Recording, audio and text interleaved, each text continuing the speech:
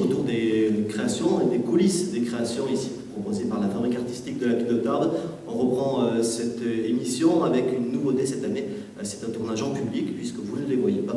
Ils sont dans la salle, on est installé sur la grande scène où la compagnie Mesdames A, alors il y a des dames, il y a aussi un monsieur, on va vous les présenter dans un instant. Ils travaillent depuis, ça fait combien de temps Alice que vous travaillez? Là ça fait 2 semaines qu'on est sur Tarbes. Et le projet a commencé à être travaillé ailleurs le printemps précédent. Voilà, puisque vous arrivez de Toulouse, on va voir ça dans quelques instants, mais c'est clair que vous allez proposer ici à partir du 9 octobre, mardi 9 octobre à 20h30, ce sera l'avant-première, avec un tarif à 5 € l'entrée. Mercredi 10 à 19h, cet horaire-là est reconduit cette saison. Jeudi 11, vendredi 12, samedi 13 octobre à 20h30 et dimanche 14 octobre à 16h. Alors, cette émission est enregistrée juste après la première répétition publique qui a été proposée. Est-ce que tout sera prêt pour le 9 octobre? Ah oui. Après, c'est du spectacle vivant, donc ça évolue toujours au fil des représentations, mais oui, ça sera prêt. Alors, notamment, ça s'appelle Éclair. C'est l'histoire d'une jeune fille qui va rencontrer sa grand-mère et son grand-père. Voilà. Eric Leclerc, Colline Lubin et Alice Tabar. Elsa Sanchez, voilà, mais comme j'ai sorti les lunettes, forcément, je vois plus rien. C'est le problème. Comment il est Éclair, parce que c'est une création, c'est vous Alice qui l'avez imaginé cette histoire. Ça part d'une envie de résister à toute forme d'enfermement ou de blocage. C'est tout ce qui peut être les enfermements d'âge, de genre aussi, parce qu'on vit la même chose chez un homme, une femme, de société, et de se dire comment est-ce qu'on éclate tout ça et comment est-ce qu'on fait sortir quand même l'énergie et comment est-ce qu'on construit quand on s'en déboîte.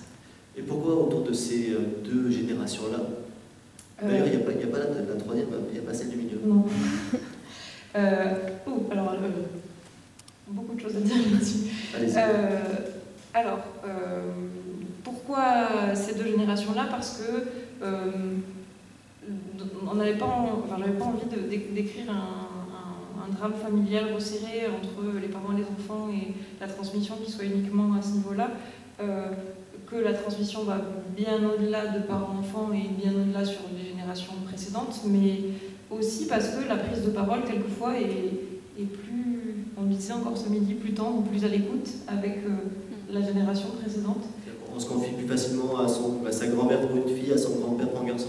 Alors, je ne mettrai pas de problème genré lié à ça, juste vraiment, je pense que comme on est moins dans un rapport quotidien, on va plus chercher des outils de construction, il me semble, dans d'autres générations.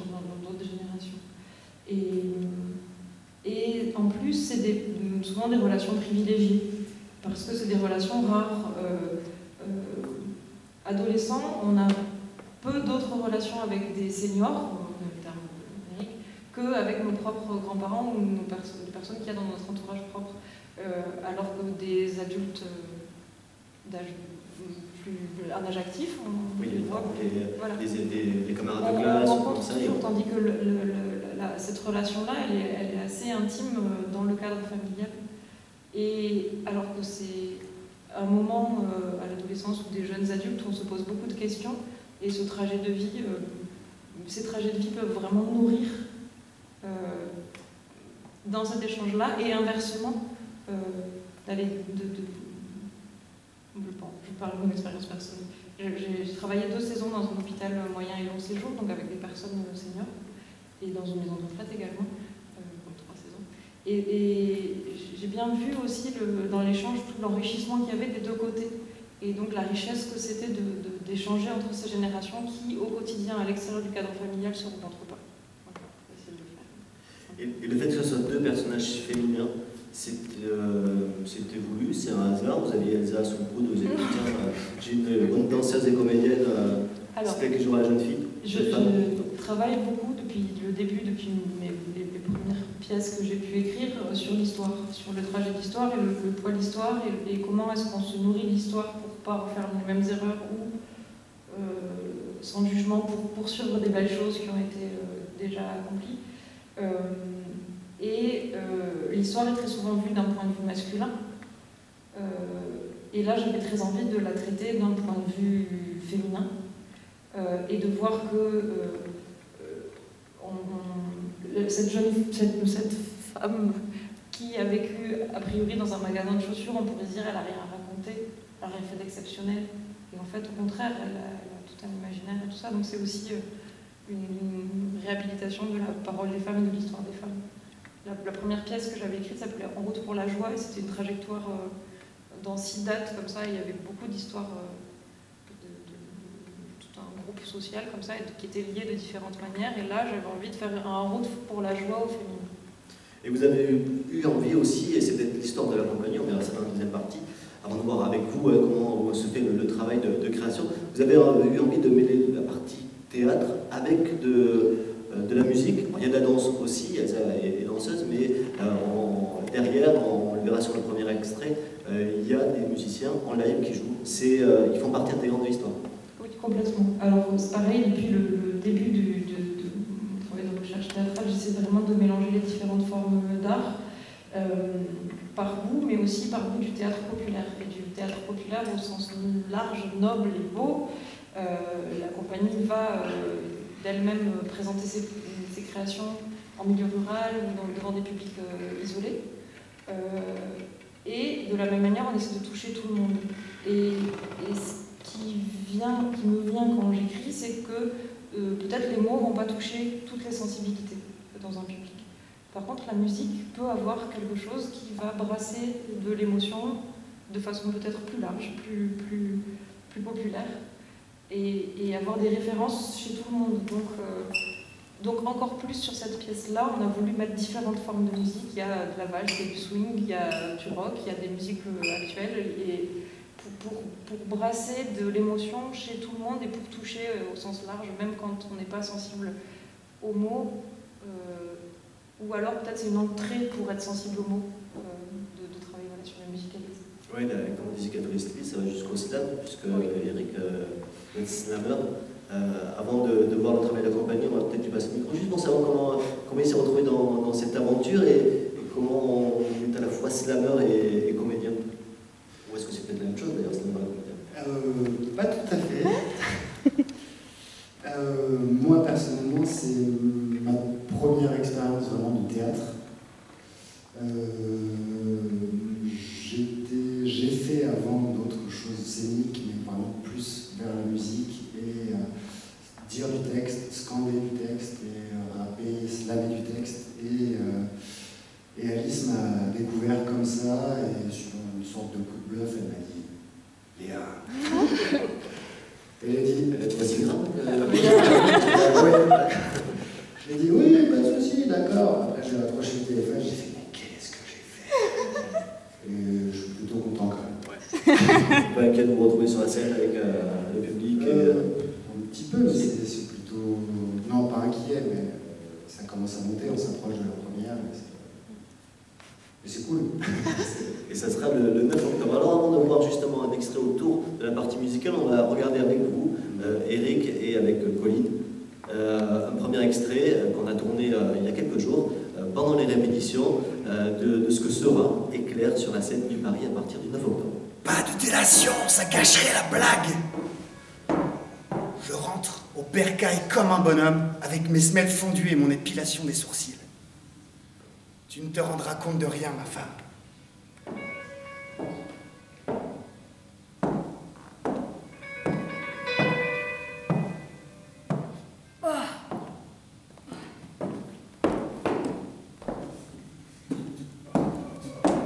Tu te prends pour qui? Ta femme. Et ça te donne le droit de me mépriser?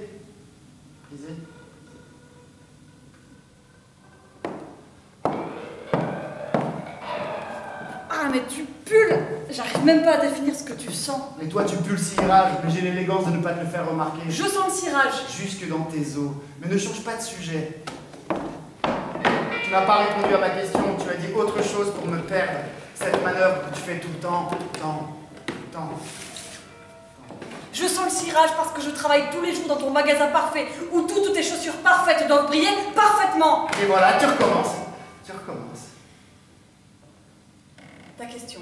Est-ce que le fait d'être ma femme te donne le droit de me mépriser? Qu'est-ce qui te prend? Et voilà, tu recommences. Tu recommences. Tu recommences. Tu recommences. Tu recommences. Tu recommences. Est-ce que pour une fois, tu pourrais me considérer assez pour me répondre? C'est insupportable. Insupportable. Il vient de m'arriver quelque chose de grave, et toi, tu ne daignes même pas répondre à une foutue, petite, toute petite question que tu aurais pu balayer d'un mot, une autre de tes tendances. Ça, de répondre en un mot. Mais là, je n'ai même pas le droit à une réponse. Ce petit mot méprisable qui aurait tout calmé d'un coup. Peut-être que je ne te réponds pas et que je ne m'inquiète pas de ta situation tragique. C'est peut-être parce que tu m'as habitué à des conversations sans aucune prise avec la réalité et que tu sais très bien venir me chercher pour me les déblatérer malgré tout.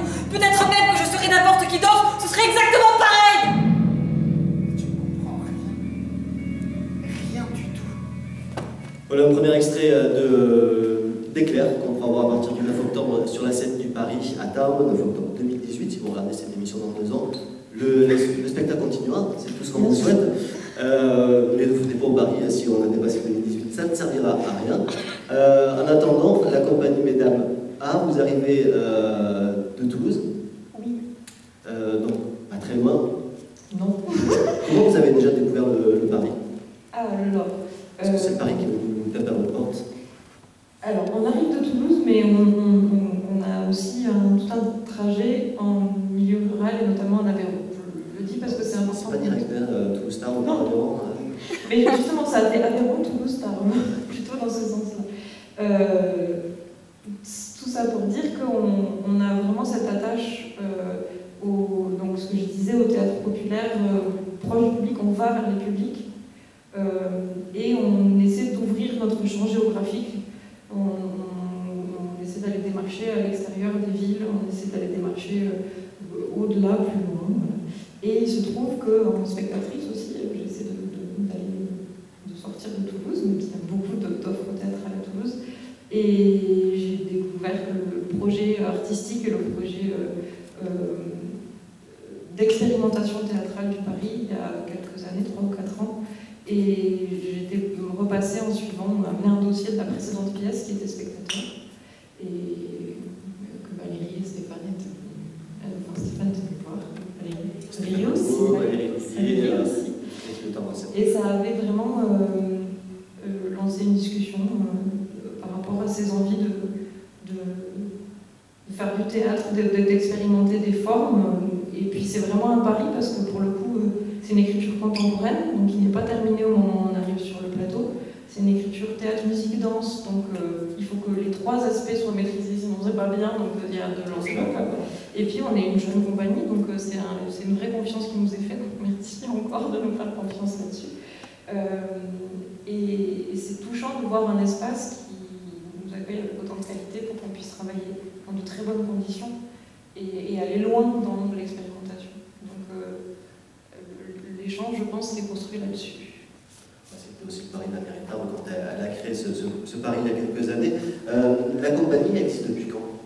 Alors, on l'a créée elle a eu une première existence en 2009. On était encore sur une compagnie de théâtre universitaire. Et ensuite, on est passé théâtre professionnel, compagnie de théâtre professionnel en 2011. Et suite à ça, on a tourné d'abord en Midi-Pyrénées, ensuite on s'est agrandi un petit peu dans l'Occitanie, un peu là, puis on a eu quelques dates à l'extérieur jusqu'au Festival de théâtre francophone de Londres, qui nous a sélectionné sur la précédente pièce, sur Spectateur, et qui est intéressé par celle-ci. Mais voilà. Parce qu'avec le Brexit, ça peut compliquer les choses. Et non, au contraire, ils veulent encore plus faire un festival de théâtre européen et francophone pour encore plus tisser des liens. Et l'une des particularités, avant de parler ce que j'ai en tête. Vous étiez déjà dans l'équipe du début ou comment vous avez rencontré, on va commencer par Pauline, rencontré Alice et comment vous êtes greffé à ce projet? Moi, je travaille avec Alice depuis le début de la création de la compagnie, donc presque 10 ans maintenant. Donc voilà, au fur et à mesure des différentes écritures de pièces, Alice me proposait, me reproposait, me reproposait. Et j'acceptais, je réacceptais, je réacceptais, avec plaisir. Et ce qui fait que aussi, à force de travailler ensemble, on peut aller aussi de plus en plus loin. Oui, c'est vrai. Alors moi, j'ai connu Alice par Colline.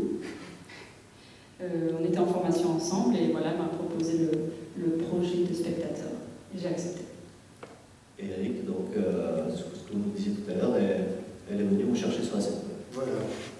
Pour cette... en plein concert, elle m'a... Ça fait tomber sur ça. Et oui, enfin, là, on se connaît depuis quelques années, mais c'est vraiment sur cette pièce-là, pour cette pièce-là, du coup, qu'elle m'a contacté. Et visiblement, elle ne vous lâchera plus, hein, si j'ai bien compris comment ça s'est passé pour Pauline. Faites attention. On a signé avec notre sang. Ouais. Je ne sais pas pourquoi, mais je pense qu'elle a serait capable. Alice, ce que vous avez proposé notamment ici aussi au Paris, c'est un travail autour de cette création avec les seniors, vous en parliez, et aussi avec les adolescents, la maison foyer logement de Tarbes pour les seniors, et le lycée Marie Curie, l'option théâtre. Le Prado la Seine. Prado la Seine, ouais. Et le lycée Marie Curie. Alors, pour les seniors, c'est plus compliqué à mettre en place, mais parce que c'est des manières de fonctionner différentes et qui sont peu habituelles. Donc c'est des terrains qu'on défriche. Ce qui fait que là, en effet, on continue à travailler sur le long de la tournée, à mettre en place des ateliers seniors. Et même à terme, des ateliers de partage, parce que ce que je disais tout à l'heure, l'intérêt c'est de partager et de faire échanger seniors et adolescents.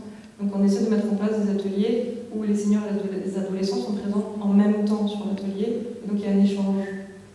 Mais ça c'est encore plus inédit, donc c'est encore plus lent à mettre en place. Et ensuite, donc avec le lycée Prado la Seine, on va faire un atelier d'expression corporelle sur justement l'expression de soi et la construction d'une parole individuelle dans le groupe et d'une parole de groupe. Et ensuite, ils viendront voir la pièce, on pourra échanger avec eux de comment eux se perçoivent dans leur construction individuelle et le trajet qu'ils vont voir sur scène des le personnage d'Elsa. Mais tout ça, on va le découvrir dans la dernière partie.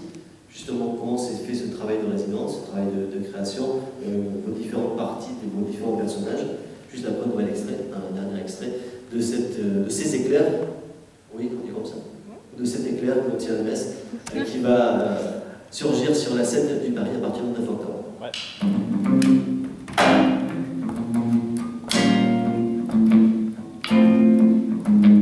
Quand le soleil se lève sur la ville et le port, les habitants répètent les mêmes gestes encore.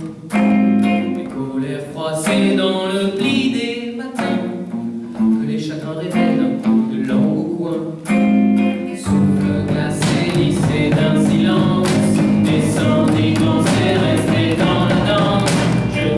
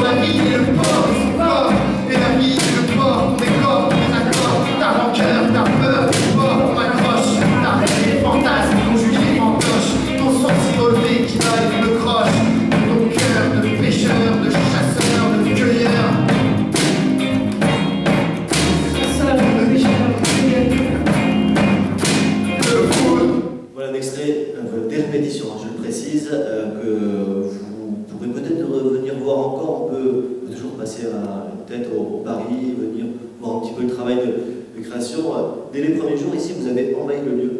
On devait, quand on a voulu, pour tourner le petit teaser de cette rentrée, vous occupiez tout, absolument tout. La Luciole avec l'orchestre, la salle de répétition forcément qui est juste sous la scène, la grande scène où on est, la grande scène forcément pour installer le magnifique décor que vous avez.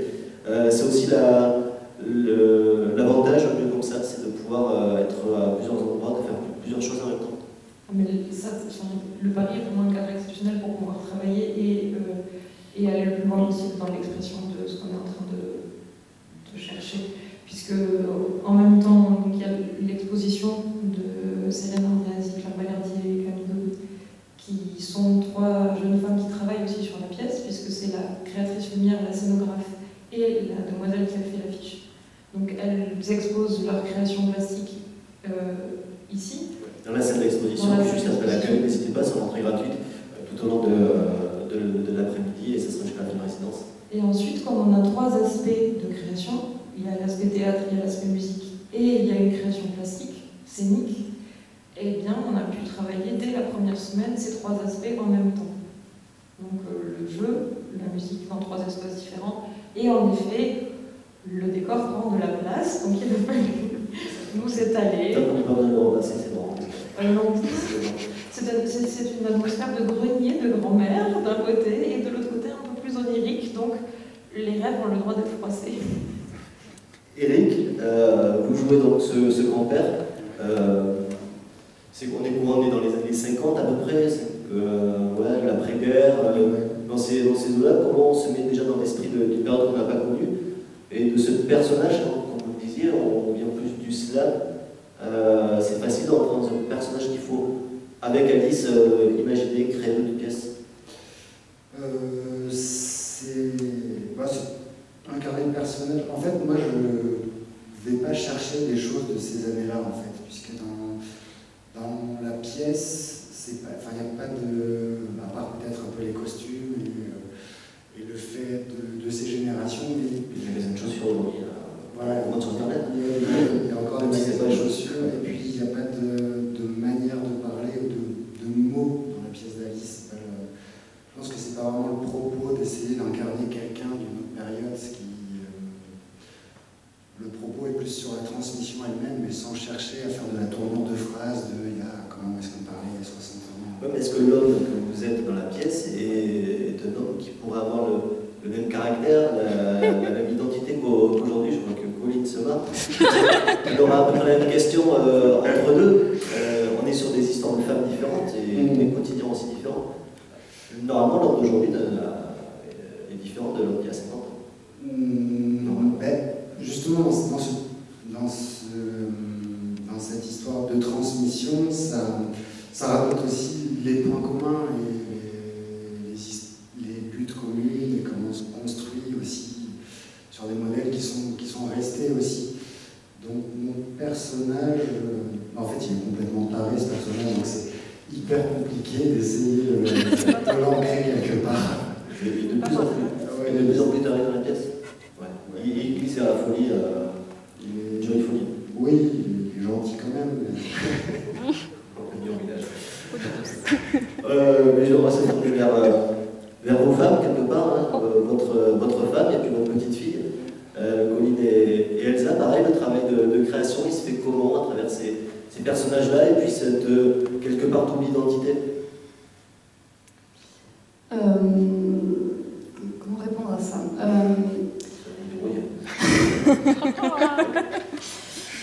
On ne fait pas un travail de recherche. Je me demandais si on allait chercher dans les années 50 comment ça se passe ou quoi. On n'a pas ce travail de recherche-là. Ça va plus être un travail déjà de relation, de comprendre c'est quoi le lien en fait. On parle beaucoup de lien, mais c'est quoi le lien entre les deux personnages, par exemple de Henri et de sa femme, de sa grand-mère. C'est quoi de la grand-mère, pas de sa grand-mère, de la grand-mère, pas sa grand-mère.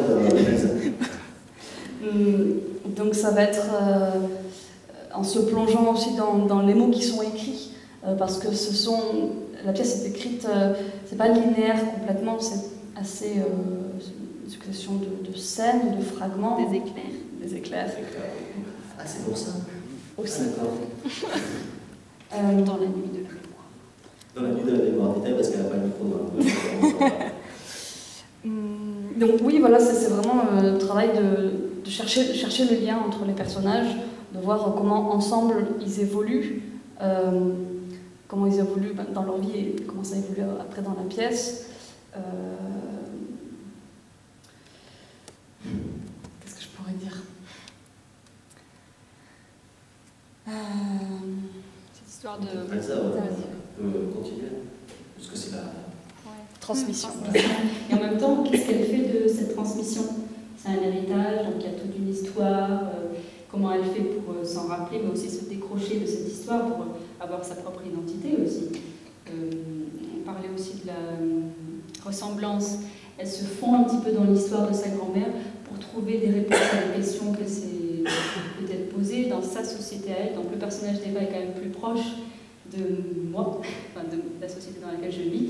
Et donc elle a des interrogations sur comment s'insérer dans cette violence quand même, cette violence sociale, voilà, de genre. Et encore plus quand on est femme.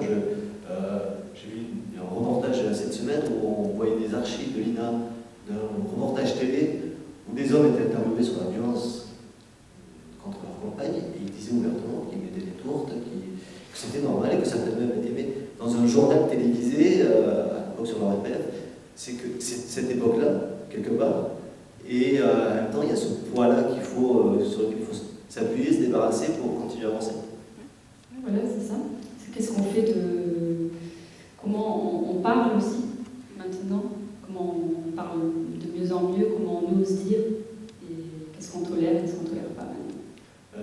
Et votre compagnie s'appelle Mesdames A, ils sont les hommes dans Mesdames A? Alors on est toujours sur tous les projets, autant d'hommes que de femmes. Sur tous les projets depuis le début, le spectateur c'était 2 hommes et 2 femmes au plateau, et puis on était hommes et femmes hors plateau également. Et là on est quasi exactement aussi à l'équilibre, donc on est exactement sur une forme de... Parce que là vous ne les voyez pas, mais il y a effectivement 2 musiciens hommes qui sont sur la scène, qui sont derrière. On vous remercie. On rappelle l'exposition qui est toujours à voir, celle de Claire Banerdi, Camille Dobi et Serena Andreasi. Je pense bien. C'est dans la salle d'exposition. Vous pouvez découvrir ça. Le rendez-vous pour Éclair avec la compagnie Mesdames A, ça sera à partir du mardi 9 octobre 2018 à 20h30 et tout au long de la semaine jusqu'au dimanche 14 octobre. Ne les ratez pas. Merci à vous tous d'avoir été avec nous. Merci au public qui était présent pour ce rendez-vous. Prochain rendez-vous pour la répétition publique et l'enregistrement de l'émission. Ça sera autour de la compagnie La Belle Étoile qui arrive des Landes. Ça sera chronique de la chambre 3 et on vous donne rendez-vous le samedi 3 novembre à 14h. Merci à tous.